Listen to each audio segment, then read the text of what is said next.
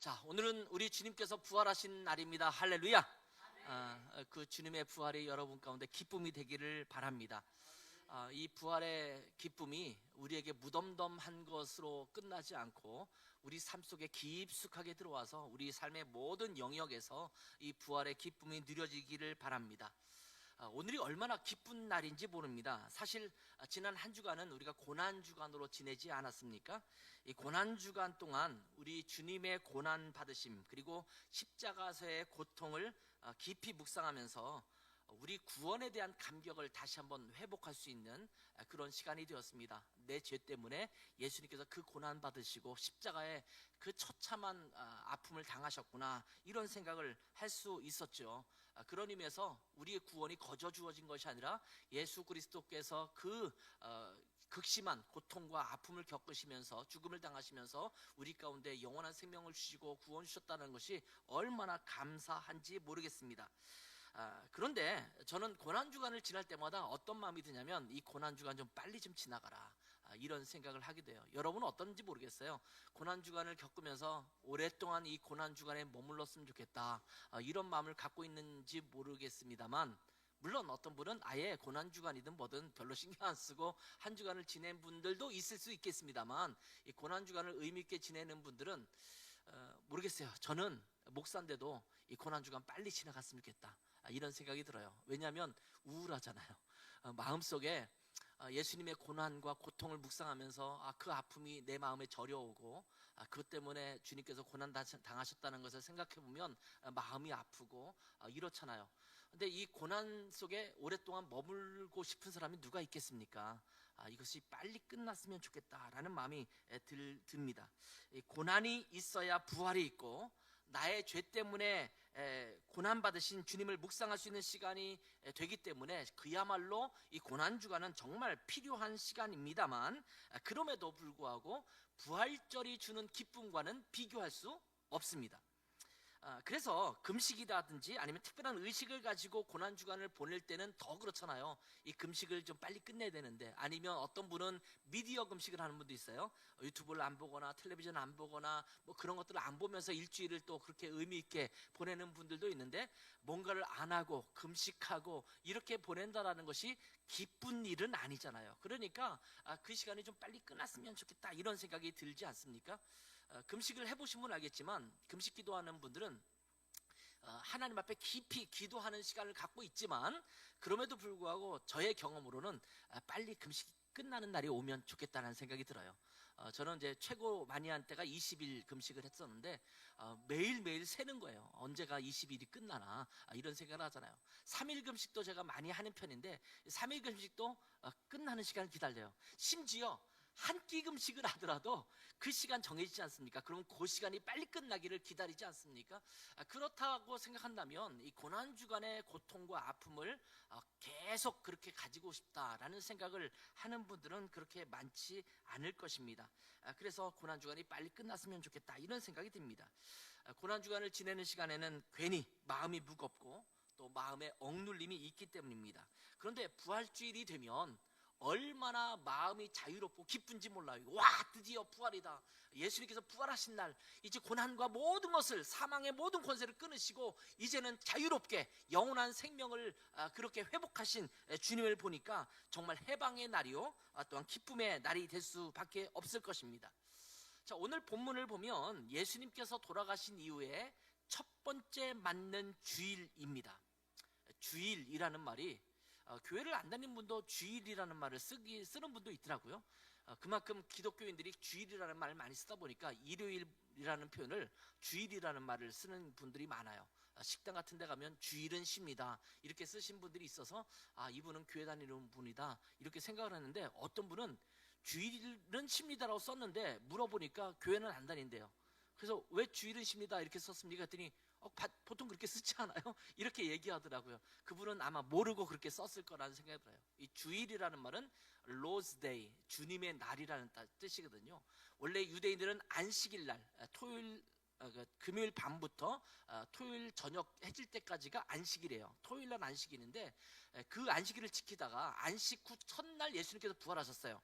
지금으로 따지면 일요일이죠. 일요일 날 부활하셨기 때문에 그 이후로는 예수님을 믿는 사람들은 안식일을 지키는 것이 아니라 주일을 지켰어요. 주님께서 부활하신 날을 기념해서 지키기 시작한 날이 주일이거든요. 그러니까 오늘 본문에 나오는 주일은 첫 번째 주일입니다. 안식 후 토요일이 지난 첫날, 이 일요일 날 예수님을 만나기 위해서 간 것입니다. 이 부활주일 새벽에 몇 여자들이 예수님이 묻히신 무덤에 다가가고 있습니다. 장례를 제대로 치르지 못했기 때문에 안식일이 시작되면서 그냥 시신을 무덤에 넣었거든요. 장례를 제대로 치르지 못했기 때문에 장례를 치르려면 유대인들은 향품을 바르고 향유를 바르고 이런 절차를 거치거든요. 그런 걸 제대로 못했기 때문에 안식일 날은 할 수 없어서 이제 안식일이 끝나자마자 그 다음날 새벽에 예수님의 무덤에 찾아간 것입니다. 마가복음 15장 47절부터 16장 2절까지에 있는 말씀을 보면 이 사람들은 누구냐면 막달라 마리아, 또 야고보의 어머니인 마리아, 살로메 이런 사람이었습니다. 근데 오늘 본문에 보면 여기에 한 사람의 이름이 덧붙여 있어요. 요한나라는 사람이 덧붙여 있어요. 아무튼 이런 여자 그룹이 함께 모여서 예수님의 무덤에 찾아간 것입니다.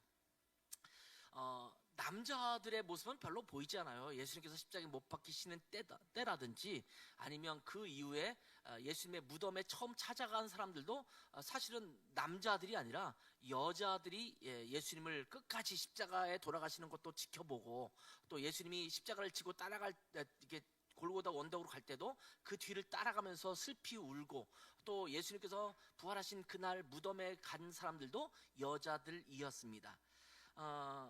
여기 보면 아직 그 무덤에는 남자 병사들이 그 문을 아마 지키고 있었을 것입니다. 제사장들이 혹시 제자들이 시체를 훔쳐가고 부활했다라고 이렇게 꾸며댈까봐 이 병사들이 지키겠다고 말하고 있거든요. 돌문에 인봉, 도장을 찍어서 붙이고 그리고 누군가 문을 열지 못하도록 그렇게 했던 것입니다. 그런데 남자 제자들은 이제 군병들이나 제사장 그룹들이 자기들도 잡아갈까봐 무서워서 한 집에 꼭꼭 숨어 있습니다. 그런데 여자들만 나선 것입니다. 이럴 때 보면 여자들이 참 용감한 것 같아요. 그래서 믿음 안에 잘 살아가는 사람들도 역사 속에 남자 이름이 많이 등장하긴 합니다만 숨어서 그 일을 실제적으로 했던 사람들은 여자가 많았던 것을 보게 되죠. 그래서 보통 보면 남자보다는 여자들이 믿음이 끈질기게 강한 것 같아요. 우리 여성분들에게, 우리 여성 성도님들에게 격려의 박수를 드립니다. 아마 처음부터 그렇게 따랐던 분들이 여자들이 참 많았던 것 같습니다. 사람이 죽으면 시신에 향품과 향유를 바르는 겁니다. 우리나라로 따지면 일종의 염한다고 그러잖아요. 염을 하는 것처럼 그런 것이 있었는데 그것을 바르지 못했기 때문에 모략, 또 침향 섞은 향유 이런 것들을 가지고 아마 예수님의 무덤에 이들이 갔을 것입니다. 그런데 여자들이 가보니까 무덤 입구를 막아놓은 돌이 굴려져서 열려져 있고 지키는 군사도 없었습니다. 그리고 무덤 안에 들어가 보니까 예수님의 시신이 보이지 않았습니다. 그리고 이 여자들은 매우 놀랐습니다. 그리고 걱정이 되었습니다. 도대체 우리 주님 예수님의 시신이 어디로 간 것일까? 누가 가져가고 해코지하려고 하는 것은 아닐까? 예수님을 더 싫어하는 사람들은 가서 더 시신을 훼손하는 경우도 있을 수 있고, 이렇다고 생각하기 때문에 도대체 예수님의 시신이 어디로 간 것일까? 이런 걱정하는 마음이 있었습니다. 그런데 그 무덤 안에 2명의 주의 사자, 천사가 등장합니다. 그러면서 5절부터 7절까지 보면 이 여인들에게 이렇게 말합니다. 자, 여기 보면 두 사람이 이르되 어찌하여 살아있는 자를 죽은 자 가운데서 찾느냐? 여기 계시지 않고 살아나셨느니라. 갈릴리에 계실 때에 너희에게 어떻게 말씀하셨는지를 기억하라. 이르시기를 인자가 죄인의 손에 넘겨져 십자가에 못 박히고 제3일에 다시 살아나야 하리라. 이렇게 이야기를 합니다. 그러자 이 여인들은 숨어있는 제자들에게 달려가서 이 소식을 전했고, 그 제자들 중에서 유일하게 베드로만 그 무덤으로 가서 예수님의 시신이 없다라는 것을 확인한 내용이 오늘 본문의 내용입니다. 오늘 본문을 읽다 보면 우리에게 좀 주어지는 교훈들이 있습니다. 그 몇 가지 중에 한 가지가 뭐냐면 예수님의 부활은 사람들이 믿기 어려운 것이다 라는 거예요. 여러분은 어떻게 생각하는지 모르겠어요. 예수님이 부활하셨다라는 것이 금방 믿어집니까? 아마 예수님을 처음 믿으려고 할 때 마음에 걸리는 방해 요소가 있다면 그 중에 하나가 뭐냐면 하나님이 천지를 창조하셨다, 하나님이 이 땅을 만드셨다, 이 세계를 만드셨다라는 것이 마음에 걸리는 사람도 있어요. 우연히 뱀 하고 터져서 빅뱅이 이루어져서 거기서 자연이 생겨났다라는 것은 사람들이 믿을만 하다고 생각하는데, 하나님이 말씀으로 세상을 창조했다는 것이 믿기 어렵다, 이런 얘기를 하거든요. 그리고 또 한 가지가 뭐냐면 예수님께서 죽으신 지 3일 만에 돌아가셔서 다시 부활하시고 그분께서 승천하셨다라는 것입니다. 이것을 믿기 어렵다라는 거예요. 어쩌면 예수를 믿는 우리들은 야, 그게 왜 믿기가 어려워, 역사적 사실인데, 이렇게 말할 수 있을지 모르지만 성경을 읽다 보면 그 시대의 제자들도 심지어 예수님께서 부활하셨다라는 것을 믿지 못했다라는 것을 발견하게 됩니다. 예수님께서는 분명하게 제자들에게 자기 자신이 죽은 이후에 사흘 만에 부활하실 것이다라는 약속을 여러 번 하셨습니다. 한두 번이 아니라 여러 번 반복해서 말씀을 하셨습니다. 그런데도 그 누구도 그 말씀을 기억하지 못했습니다. 예수님을 십자가에 못 박은 자들은 물론 예수님의 제자들조차도 믿으려고 하지 않았습니다.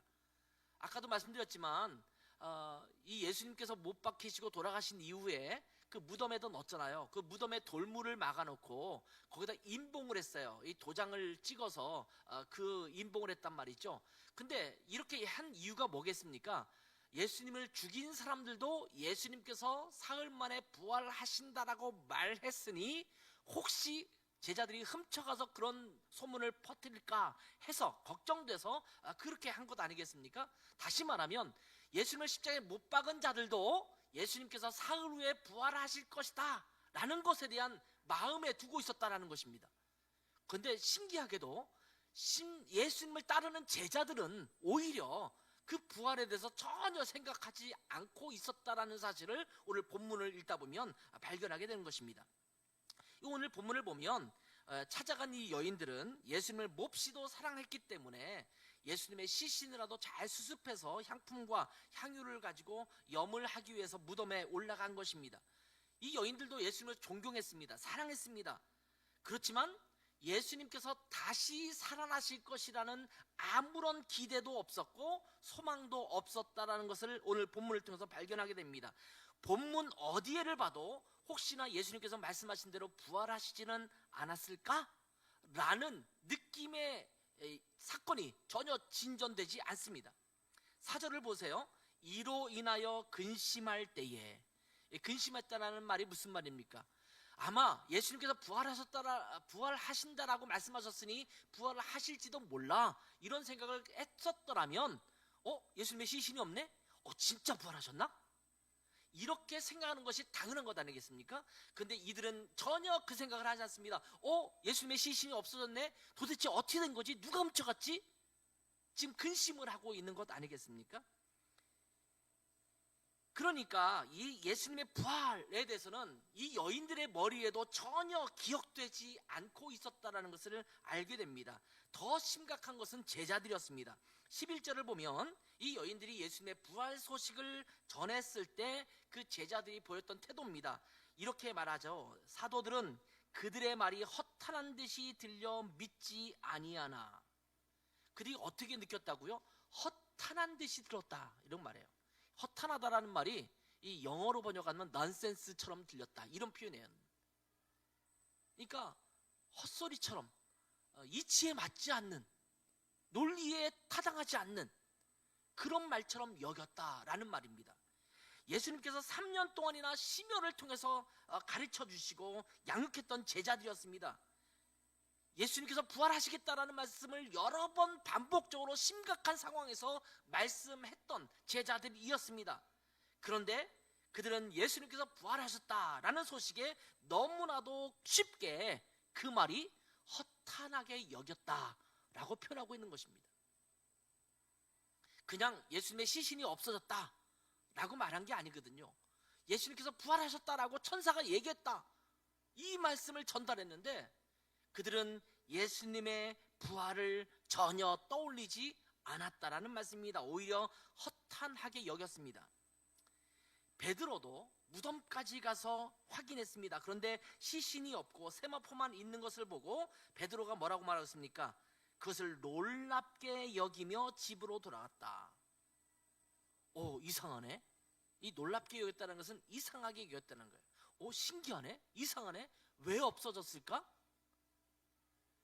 그 무덤을 확인하면서 그 여인들이 했던 말을 들으면서, 와, 예수님께서 말씀하신 그대로 정말 부활하셨구나. 그러면 예수님은 어디가 계시지? 이렇게 찾는 것이 마땅한 반응이어야 합니다. 그런데 이 여인들도, 예수님의 제자들도, 베드로도 예수님께서 부활하셨다라는 것에 대해서 명확하게 받아들이거나 인지하지 못하고 있다는 사실을 발견하게 됩니다. 그러니 다른 사람들이 못 믿는 것은 당연한 것 아니겠어요?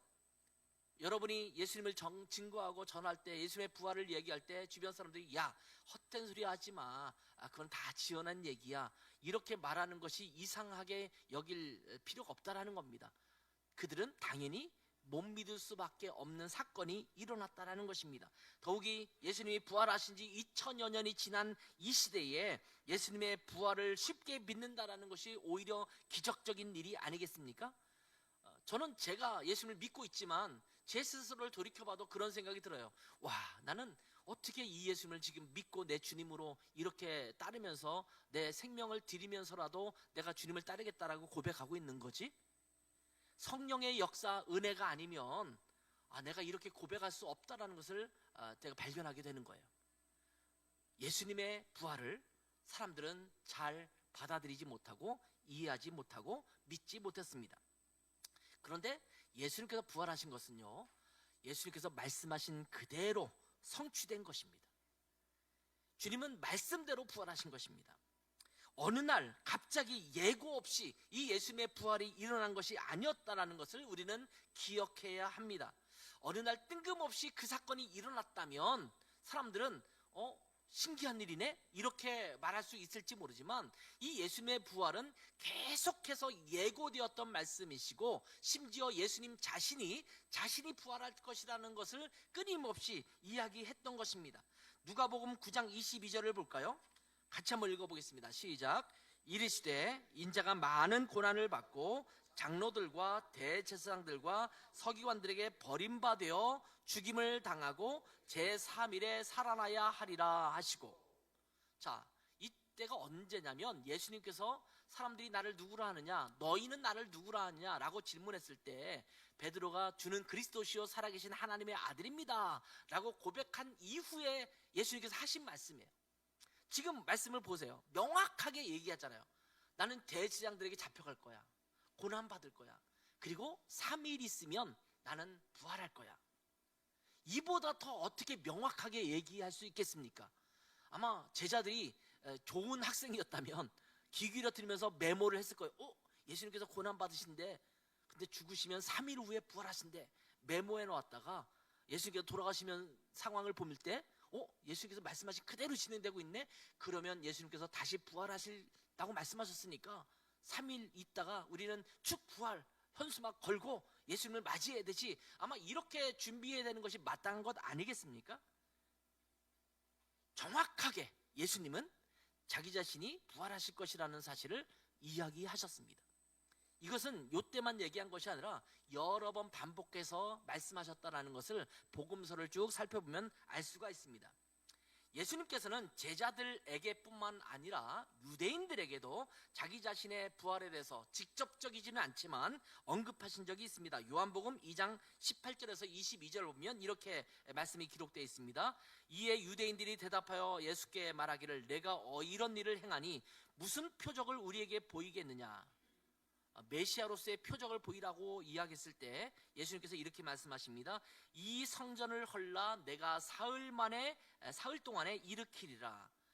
유대인들이 이르되 이 성전은 46년 동안의 지역권을 내가 3일 동안에 일으키겠느냐 하더라. 근데 21절 보세요.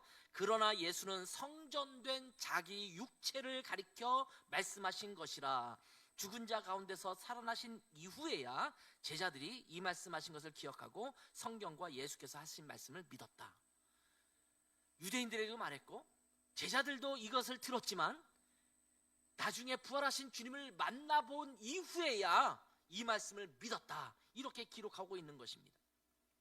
예수님은 자기 자신의 부활에 대해서 이미 언급하셨습니다. 그럼에도 불구하고 그들은 받아들이지 않았습니다. 예수님께서 부활하신 것에 대해서 말씀하실 때도 그저 한 귀로 듣고 한 귀로 흘려버린 것입니다. 왜냐하면 뭐 그런 일이 어떻게 일어날 수 있어, 뭔가 상징적인 말씀을 하신 거겠지. 에이, 어떻게 나중에 뭐 엘리야가 다시 부활한다, 이런 말을 쓸 때 다른 선지자가 등장했을 때 엘리야가 다시 살아났나, 이런 식의 표현처럼 예수님께서 부활하신다라는 말을 아마 그런 식으로 받아들였을지도 모릅니다. 예수님 돌아가시면 예수님과 비슷한 분이 또 나중에 나타나시나 보다, 아마 이렇게 생각했을 가능성도 큽니다. 예수님의 부활은 이미 약속된 것입니다. 그래서 8절에 보면 그들이 예수의 말씀을 기억하고, 이렇게 기록하고 있습니다. 이 말은 무슨 말이냐면, 이 여인들이 천사가 한 이야기를 듣고 아, 맞다, 예수님께서 그렇게 말씀하셨던 적이 있었지 라고 기억이 떠올랐다라는 것입니다. 예수님의 부활은 예수님의 12 제자들 뿐만 아니라 이미 다른 제자들에게도 알려져 있었던 것이고, 예수님의 부활에 관한 가르침은 분명했던 것이 이 말씀을 통해서 드러납니다. 이 여인들도 이미 아, 맞아, 그때 예수님께서 그렇게 말씀하셨지, 이것을 떠올렸다라는 것이거든요.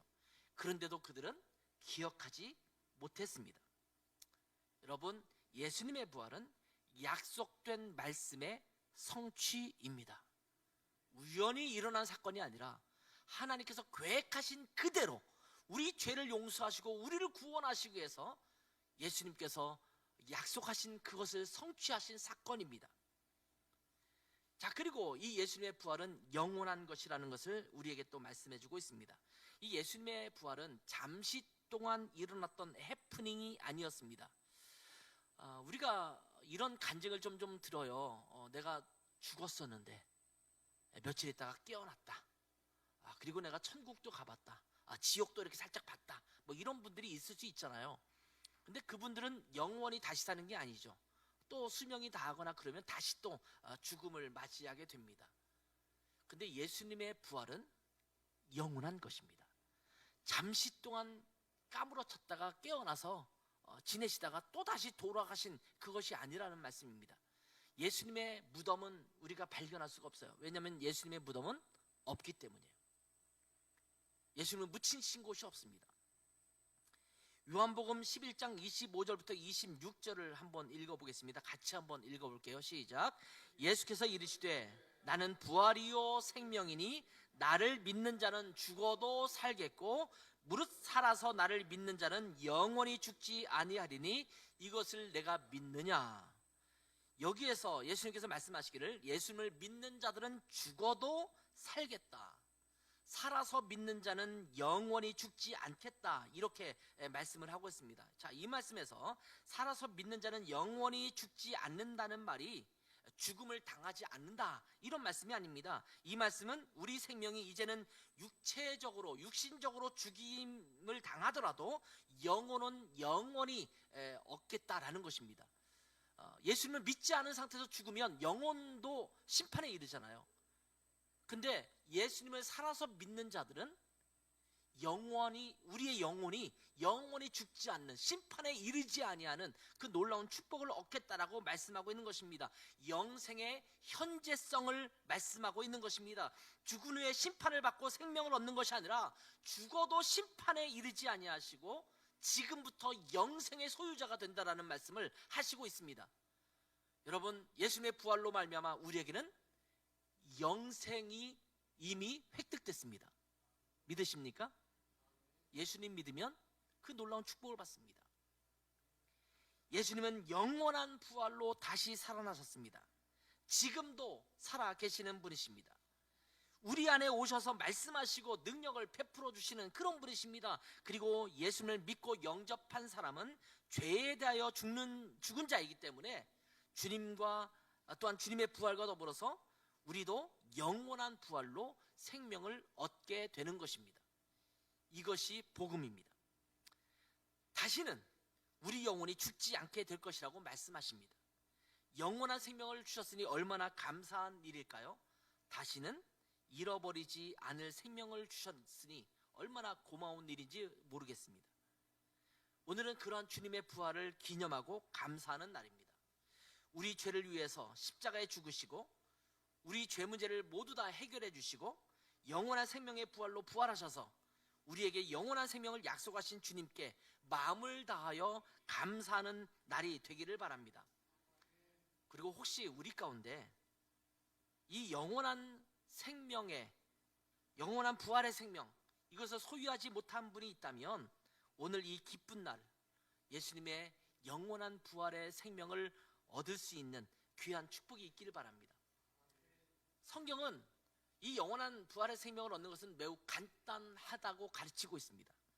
예수님께서 내 죄를 대신 짊어지시고 죄의 대가로 죽어야 할 내 죄 때문에 십자가에서 돌아가신 예수님을 자신의 구세주와 주님으로 받아들이겠다고 고백하면서 이 영원한 생명이, 예수님의 부활로 말미암은 부활의 생명이 바로 우리 것이라는 것을 고백하면 이 생명이 우리의 것이 되는 것입니다. 이것이 주님께서 말씀하신 약속이거든요. 이 부활절 아침에 그러한 놀라운 영생의 생명이 여러분 가운데, 여러분의 일상의 삶 가운데 계속해서 누려지는 복된 삶이 되기를 주님의 이름으로 축원합니다. 기도하겠습니다. 아버지 하나님, 주님께서 고난받으시고 죽임 당하셨지만 죽음에 머물러 있지 아니하시고 부활하셔서 우리에게도 영원한 생명의 소망을 주신 것을 참으로 감사합니다. 우리도 이 땅에 목숨을 다하지만 그러나 그 죽은 이후에는 우리의 생명이 부활하여 하나님 나라에서 영원히 살 것을 믿습니다. 하나님, 이 부활의 소망을 갖고 이 땅을 살아가면서도 이 영원한 생명의 삶을 누리며 살아가는 복된 삶 되게 도와주시고 날마다 이 생명에 깊이 잠겨서 이 생명의 축복을 누릴 뿐만 아니라 이 생명을 또한 주변 사람들에게도 잘 증거하고 전하는 우리의 삶이 될 수 있도록 축복하여 주시옵소서. 감사하며 예수님의 이름으로 기도했습니다. 아멘.